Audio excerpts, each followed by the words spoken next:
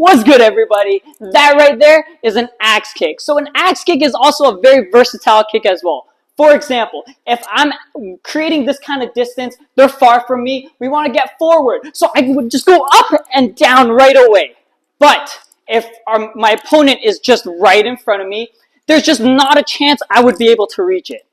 This is where a unique technique comes in. We're going to bring our knee up right next to our opponent, and we're going to be like a claw. We're going to go forward just like that. And I'm going to break this down for you. It's very, very simple kick. Might be the easiest kick, but make sure you stretch before this kick.